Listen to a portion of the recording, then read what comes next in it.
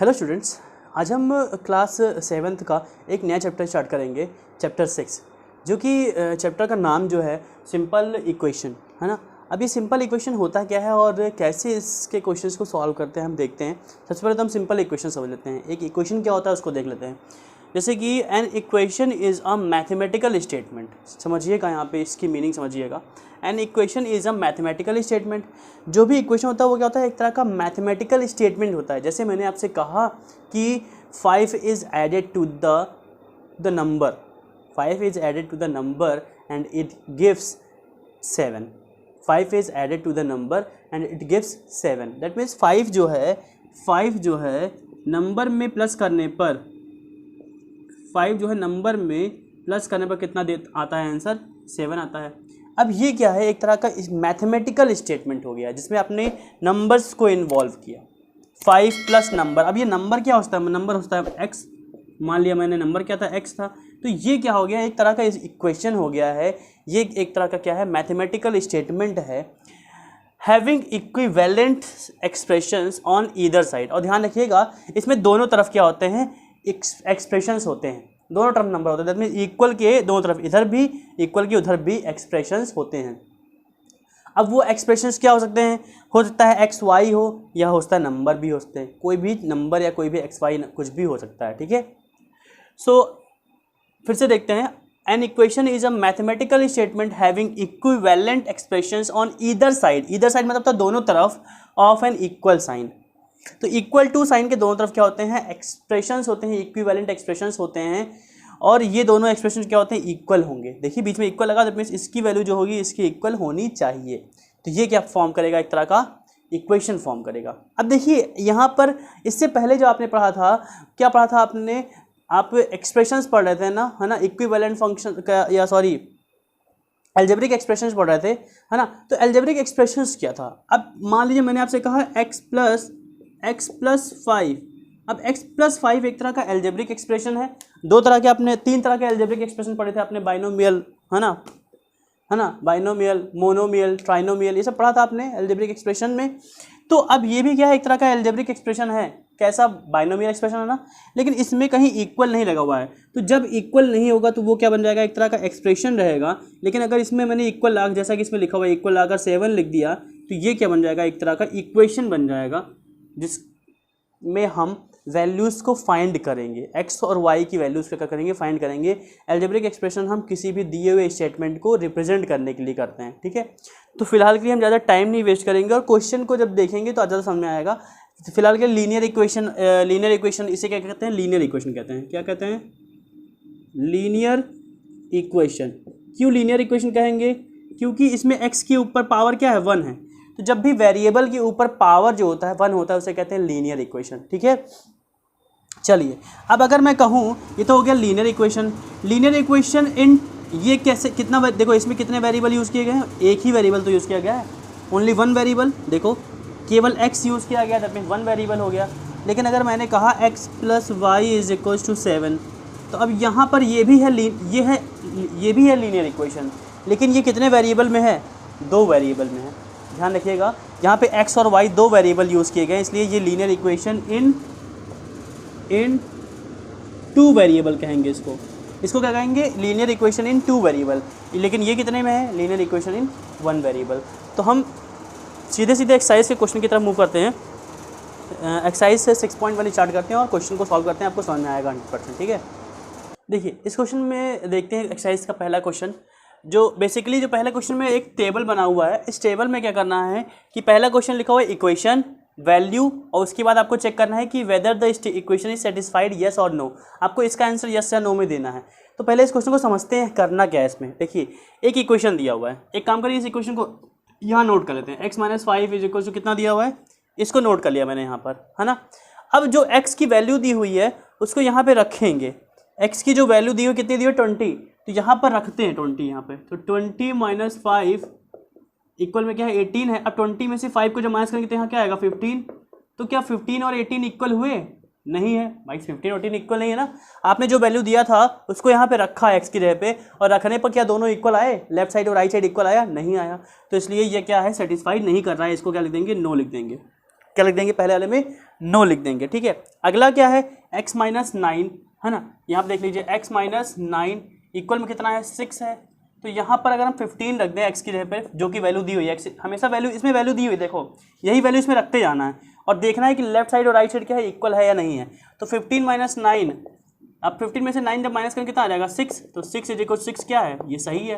That means ये क्या है, यस। यहाँ पे क्या लिख देंगे, यस लिख देंगे। ऐसे यहाँ पे देखो 2 रखते हैं यहाँ पर, अगर मैं 2 रखूँगा तो 2 माइनस 3 क्या 5 आएगा, 2 में से 3 माइनस करने पर क्या 5 आएगा, नहीं आएगा। तो चलिए क्या लिख देंगे यहाँ पर, नो लिख देंगे। ऐसे यहाँ पे x की जगह पे क्या रखूँगा 5, तो 5 इंटू 5, देखो यहाँ पे कुछ नहीं है तो क्या करेंगे, इंटू करेंगे। तो 5 इंटू 5 कितना होता है 25, तो इक्वल में भी तो 25 लिखा हुआ है, तो लेफ्ट साइड और राइट साइड क्या हो जाएगा, इक्वल हो जाएगा जब हम x की वैल्यू 5 रखेंगे। तो ये दोनों इक्वल है, इसलिए क्या आ जाएगा ये यस, ये सेटिस्फाई कर रहा है। ऐसे यहाँ पे रखो 6, तो 6 9 जा 54, ये सेटिस्फाई नहीं करेगा, ये दोनों इक्वल नहीं होगा। अगर मैंने यहाँ पे 6 रखा तो होप तो समझ में आया होगा आपको। क्वेश्चंस बहुत आसान से क्वेश्चन है, थोड़ा ध्यान से करिए, कुछ भी नहीं है एक्सरसाइज में। ठीक है, चलिए अब हम बढ़ते हैं क्वेश्चन नंबर 2 की तरफ और देखते हैं कैसे करते हैं।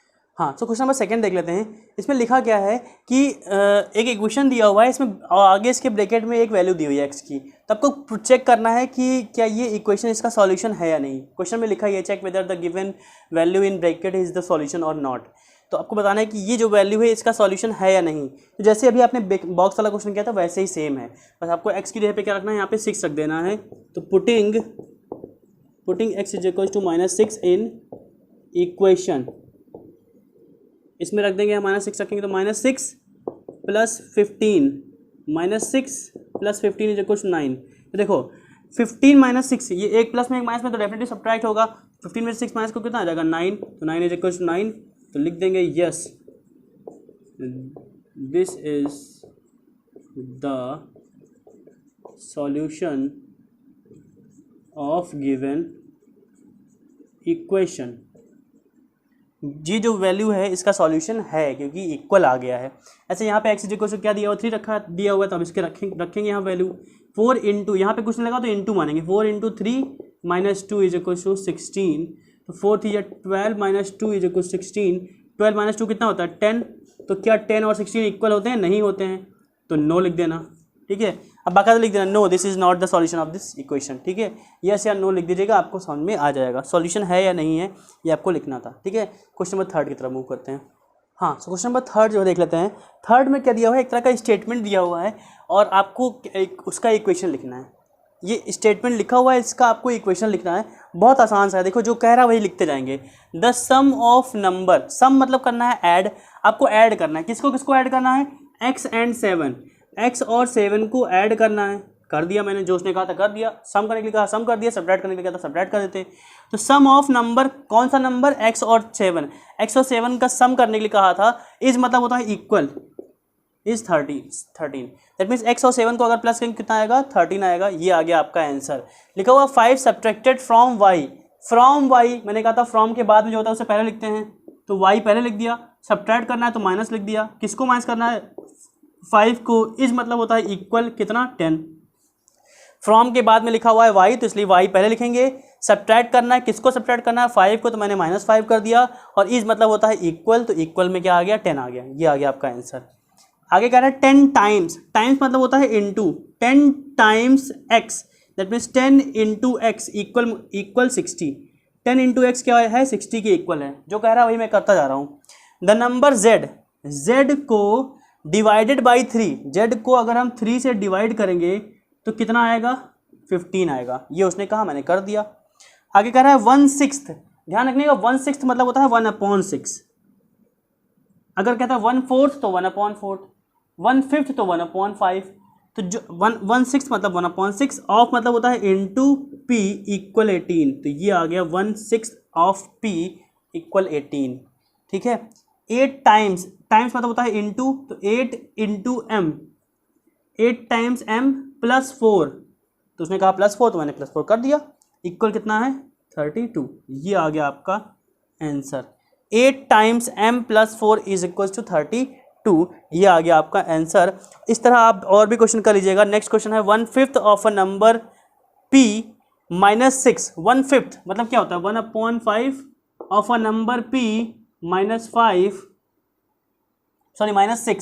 -6 गिव्स 15, ये है अगले वाले का आंसर, है ना। ऐसे आप अपने मन से थोड़ा करिएगा क्वेश्चन। 8 टाइम्स मतलब 8 इंटू m प्लस 4 इक्वल 32, ऐसे करके कर दीजिएगा, ठीक है। इफ़ यू टेक अवे, एक क्वेश्चन और देख लेते हैं, h वाला लिखा हुआ इफ़ यू टेक अवे। एक काम करते हैं, यही देख लेते हैं। टेक अवे मतलब होता है निकाल लेना, निकाल लेना। निकालने का मतलब क्या होता है? माइनस करना। तो उसने कहा इफ़ यू टेक अवे 5, अगर तुम 5 निकाल लो, किसमें से? From 5 times x, 5 times x से, 5x में से अगर हम 5 को निकाल लें, जो कि उसने कहा था 5 टाइम्स मतलब क्या होता है? 5 इंटू एक्स। तो 5x में से अगर हम फ्रॉम लिखा हुआ ना, तो इसलिए मैंने 5x पहले लिख दिया। क्या सब निकाल ले? 5 को निकाल ले, तो निकालने का मतलब होता है माइनस कर देना। तो 5x में से 5 को माइनस करेंगे तो क्या आएगा, क्या मिलेगा? We got 50। ये है क्वेश्चन, किसका आंसर है? ये h का आंसर है, ठीक है। ये ठीक है, ये h का आंसर था, ये g का आंसर है, ठीक है। सो देख लीजिएगा, बहुत आसान सा क्वेश्चन है, कोई ज़्यादा टफ नहीं है, ठीक है।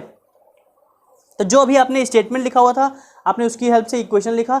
ऐसे आप अगले क्वेश्चन में इक्वेशन लिखा हुआ है, आपको स्टेटमेंट लिखना है, ठीक है। चलिए बढ़ते हैं क्वेश्चन नंबर 4 की तरफ।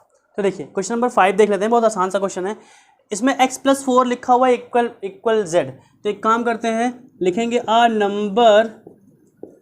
नंबर x +4 गिव्स नीचे लिख दो, यहाँ पे वहाँ लिखेंगे गिव्स कितना? 12। देखो एक नंबर x है, उसमें अगर 4 प्लस करें तो क्या आता है आंसर? 12 आता है। तो गिव्स मतलब होता है देना, तो आंसर क्या था? 12। ये इसका स्टेटमेंट हो गया। अगला है नंबर 18, लिख देंगे 18 इज सब्ट्रैक्टेड फ्रॉम y। देखो y के फ्रॉम y, तो पहले y लिखा हुआ है ना, इसलिए मैंने फ्रॉम y को पीछे लिख दिया। 18 is subtracted from y gives 32, gives 30। Simple सी बात है, सब्ट्रैक्ट, अगर हम y से सब्ट्रैक्ट करें 18 को तो क्या आंसर आता है? 32, वही तो लिखा हुआ है यहाँ पे, लिख दिया। m is divided by 5 gives 5। Simple सी बात है, आप गिव्स स्टेटमेंट यूज कर सकते हैं हमेशा, ठीक है। अगला क्या है? 6 टाइम्स x इज 42। ये भी तो लिख सकते हैं भाई, टाइम्स मतलब होता है इंटू, तो इन दोनों के बीच में इंटू ही तो है। 6 टाइम्स x इज मतलब होता है इक्वल 42, हो गया ये। अगला लिखा हुआ है 2 टाइम्स x प्लस 15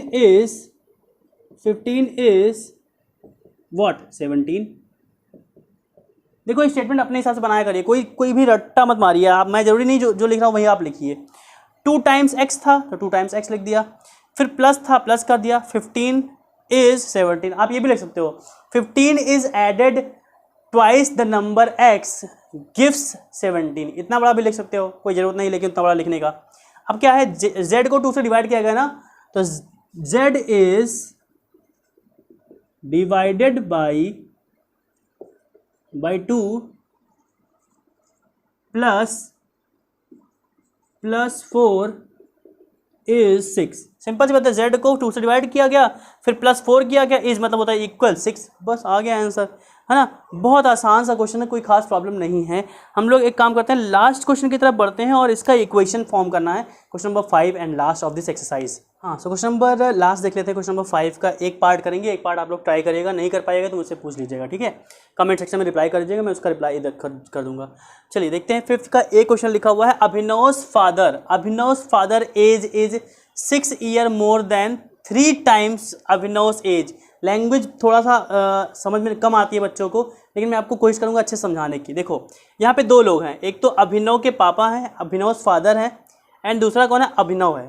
तो एक काम करते हैं, दोनों लोग को लिख लेते हैं, एक तरफ अभिनव और एक तरफ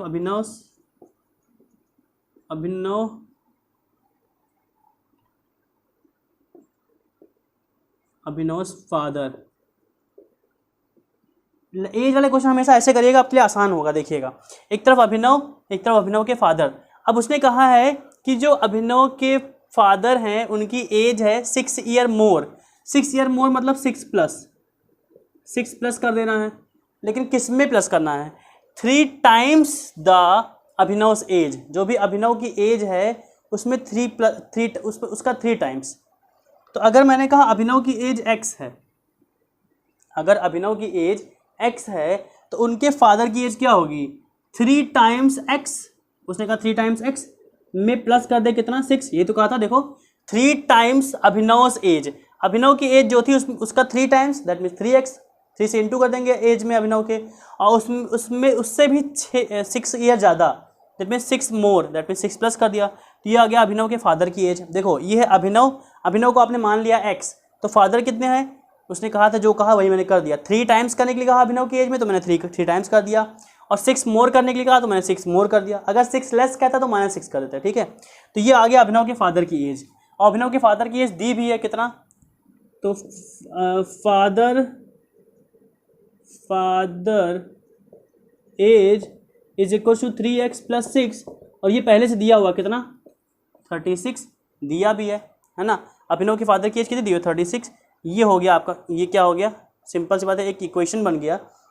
और अगर मैं इक्वेशन के अकॉर्डिंग फाइंड करूँ, x की वैल्यू फाइंड करने के लिए कहा था, उसने कहा था अभिनव की एज भी बताइए, तो एक काम करते इसको भेजते उधर, 6 को उधर भेजो, तो 3x 6 इधर प्लस उधर जाकर क्या हो जाएगा, जब इसको नंबर को दूसरी तरफ भेजते हैं तो साइन चेंज होता है। देखो इसको इक्वल के दूसरी तरफ भेजेंगे तो 36 के पास में 6 कूद के चला गया, अब ये प्लस था उधर जाकर क्या हो गया, लेकिन माइनस हो गया, कूद के गया तो लेकिन प्लस की जगह माइनस हो गया, ध्यान रखिएगा। 36 में से 6 माइनस को कितना आएगा 30, जैसे यहाँ पे प्लस था उधर जाकर माइनस हो गया, वैसे ही 3 यहाँ से जाएगा उधर, यहाँ मल्टीप्लाई उधर जाकर क्या हो जाएगा डिवाइड, तो x इज इक्वल कितना हो जाएगा 30 की अपॉन में क्या जाएगा 3, डिवाइड कर दो 30 को, कितना आ जाएगा 10 ईयर।